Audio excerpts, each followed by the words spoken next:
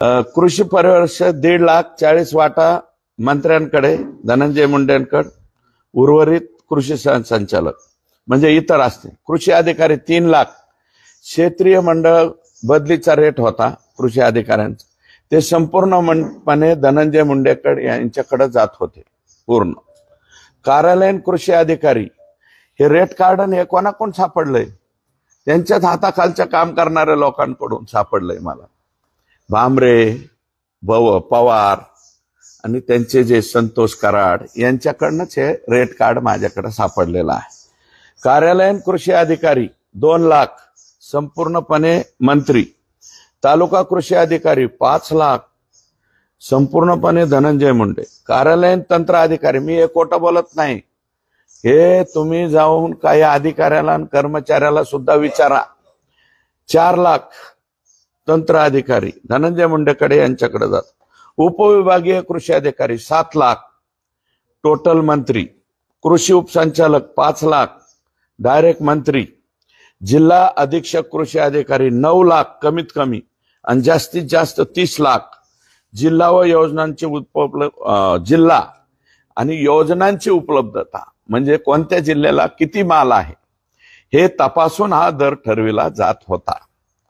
संपूर्णपणे धनंजय मुंडे यांच्याकडे जात होते. विभागीय कृषी संचालक ठाणे विभागाकरिता, हे जरा त्यांचे प्रेमाचे आहेत बरं का, कोण होते ते नाव आहे माझ्याकडे, ते नाव बी तुम्हाला मी शिडी देतो. 80 लाख ठाणे विभागाकरता. पुणे आणि नाशिक, कोल्हापूर आणि छत्रपती संभाजीनगर 60 लाख.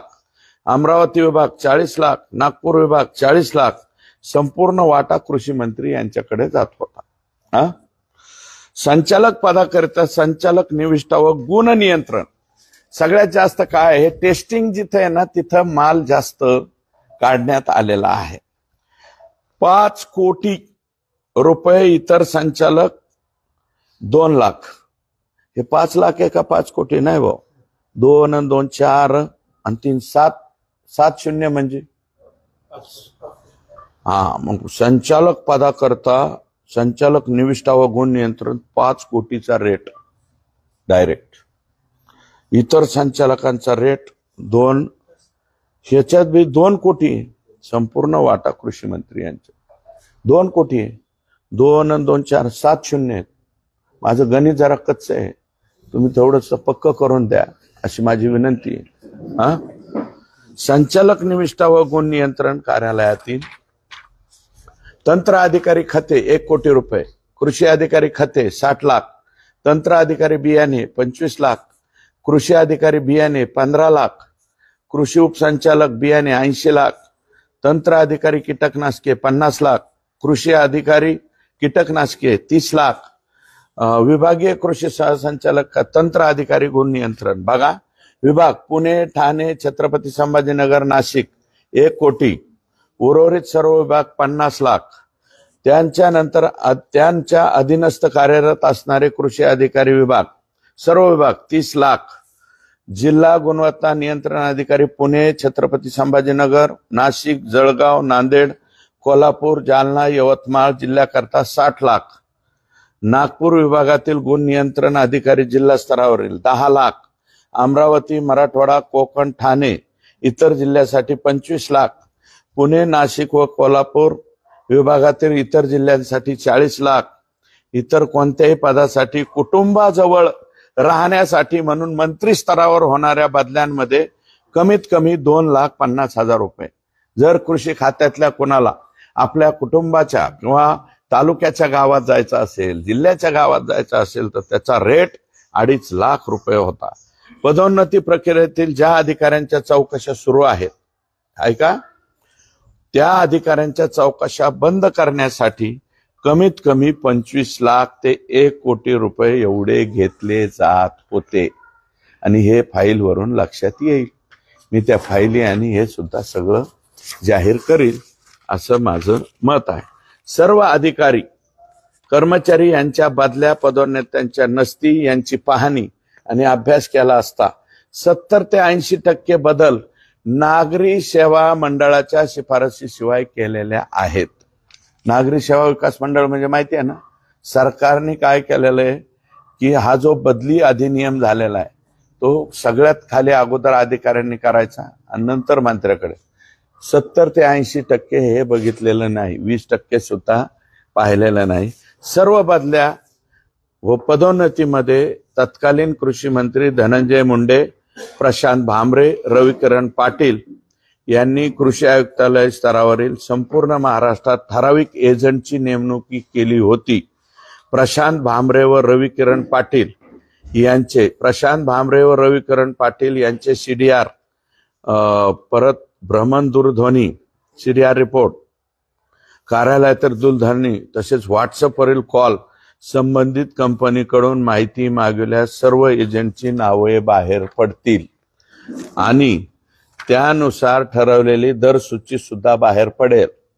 या बदल्यांसाठी सुद्धा SIT चौकशी करावी, कारण हा किंवा ED कडे पाठवा 100 कोटीपेक्षा अधिकच्या रकमेचा हा भ्रष्टाचार या ठिकाणी आहे.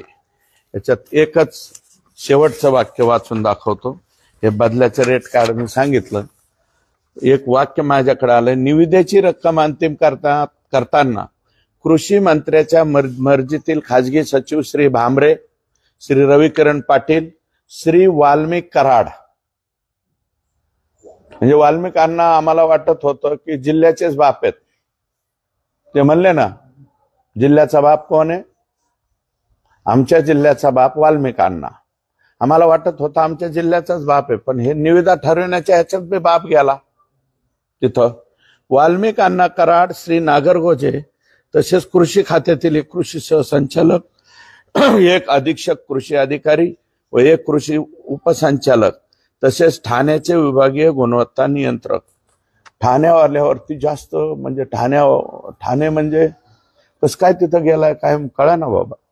त्यांचं आणि धनंजय मुंडेंचं कसं जमलं काय, या लोकांनी जमवलं काय. तज्ञ समिती आर्थिक निकषाकरिता बैठकीकरिता बसेल. या तज्ञ समितीचे सदस्य जर वाल्मिकांना कराड असतील तर मग धनंजय मुंडे साहेब तुम्ही या तज्ञ समितीचा अध्यक्ष सुद्धा स्वतः राहायच्या ऐवजी वाल्मिकांना कराडलाच केला असेल ना, हे याच्याहून दिसतंय. बसेल त्यानंतरच निविदा अंतिम केले जातील. काय वाल्मिकांनाच्या अध्यक्षतेखाली निविदा अंतिम केल्या जातील. निविदा अंतिम केल्यानंतर कोणतीही तक्रार ऐकून घेतली जाणार नाही. आका आले आका म्हणजे आका फक्त बीड जिल्ह्यापुरते नव्हते. गोविंदजी आकांचं कार्यक्षेत्र संपूर्ण महाराष्ट्र होतं. तेव्हा माझी विनंती आहे की माननीय धनंजय मुंडे साहेब तुम्ही त्या माय माऊली कोण आहेत त्या दमानिया ताई, त्यांना दमानिया म्हणता, अजून काय काय म्हणता, अर्धवट डोकं, अर्धवट हे पूर्ण डोकं वापरून मी हे केलं. कृपया माझ्या प्रश्नाची उत्तरं द्या आणि कागदावर लढा आता चालू होऊ द्या. तुमचा लढा चालू होऊ द्या. माझ्यावरती तुम्हाला कोणता खटला दाखल करायचा आहे बदनामीकारकचा, तो खटला तुम्ही दाखल करा. बदनामीचा 100 कोटी